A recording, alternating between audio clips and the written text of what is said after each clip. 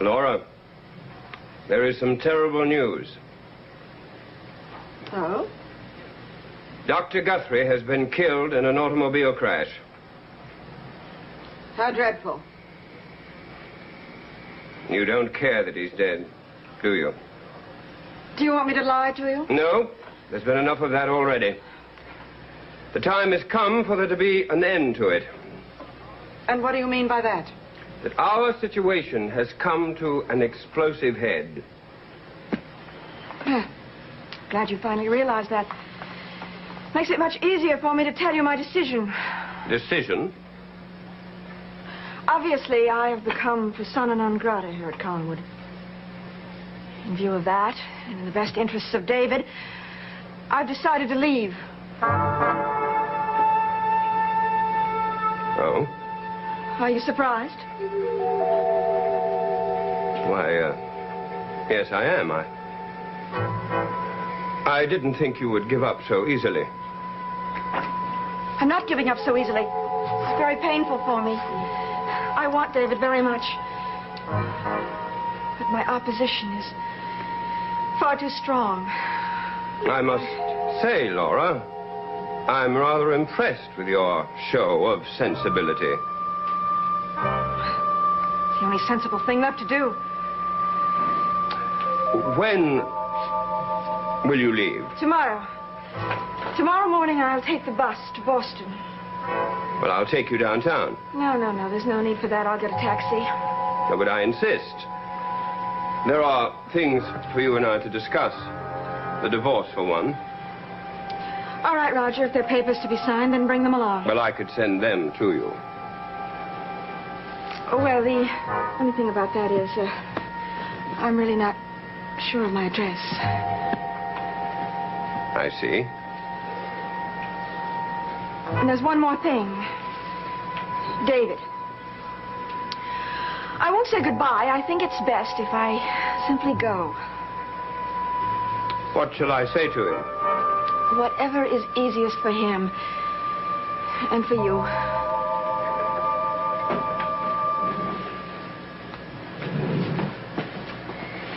All right.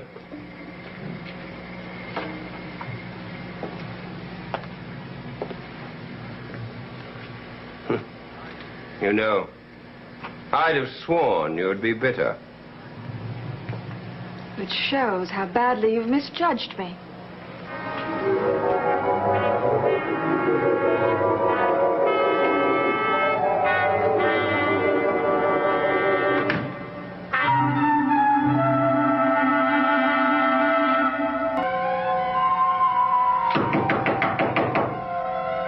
Who is it? Bart, Well, I'm busy. I want to talk to you. There's nothing to talk about.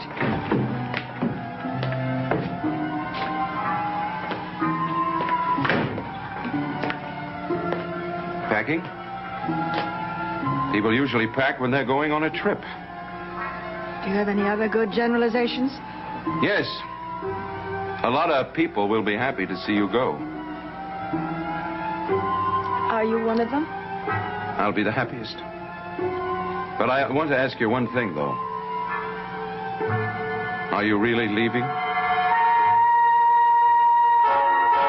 Here's what we do. 11:30 tomorrow night.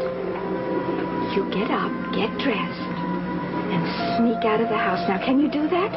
Sure. I'll be waiting for you at the old fishing shack. And we'll go to a wonderful, wonderful place. Yes, I am. Didn't you believe, Roger? I wanted to reassure myself that you were really going to go. I want to know that I'm seeing you for the last time. Perhaps you'd like to fight with Roger over the privilege of carrying my suitcase to the bus terminal. That much he deserves.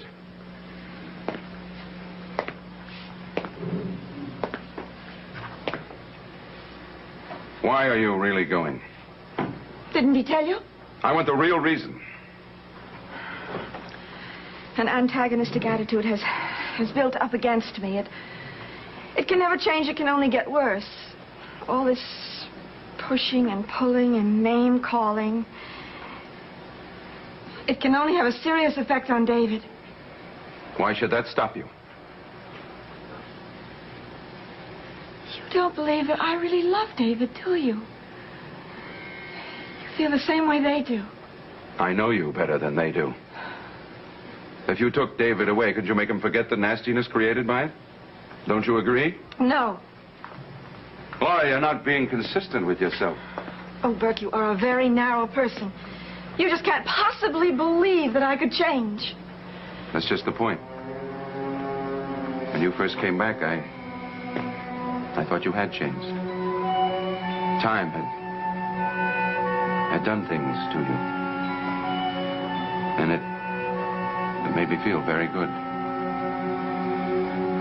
But since I've heard some of the things that have happened to you, some of the things that you've done, or you're supposed to have made happen, I don't want to be your judge. But under the circumstances, all I can do is condemn you.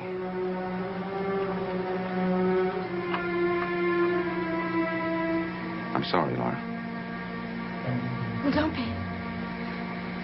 Please don't be sorry. It's been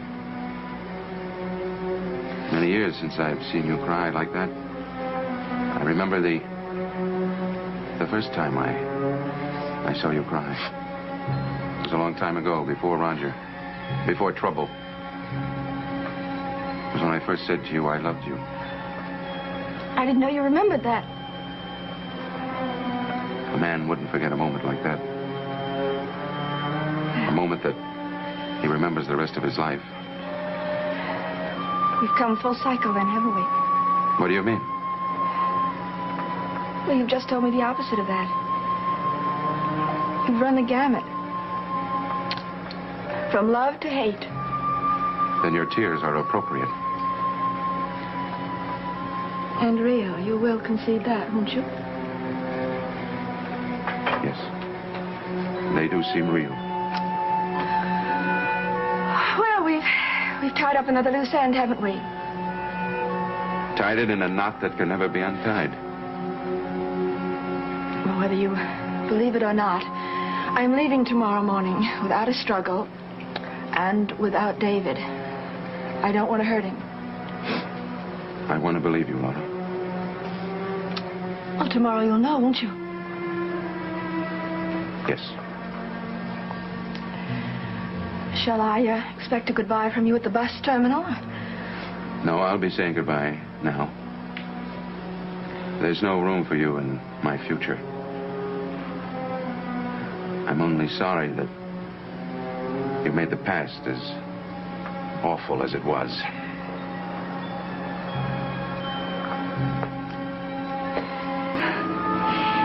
And darling, tomorrow morning, I want you to act as though you don't feel very well. And don't worry about saying goodbye to anyone. You can always come back and visit. I won't say a word. One more thing. If they should say to you that I've gone away, well, just remember that I'll meet you at 11:30 tomorrow night at the old fishing shack. Okay. Go to sleep now, darling. Till tomorrow. Good night, Mother. Night. Go to sleep. Sleep, David. Sleep.